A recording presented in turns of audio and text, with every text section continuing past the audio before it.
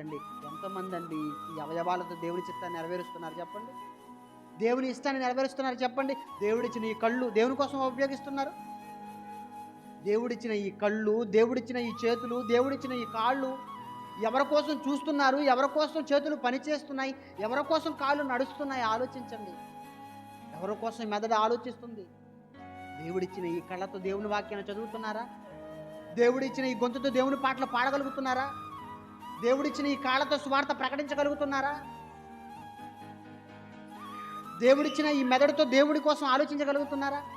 ఏం చేస్తున్నారండి? దేవుడిచ్చిన ఈ అవయవాలను నీ కోసం వాడుకుంటున్నావు, నీ కుటుంబం కోసం వాడుకుంటున్నావు, నీ స్వార్థం కోసమే వాడుకుంటున్నావే తప్ప తనకిష్టమైనట్టు తన చిత్తము చొప్పున చేసుకున్న దేవుని కోసం ఏమైనా అవయవాలు వాడుతున్నారా చెప్పండి?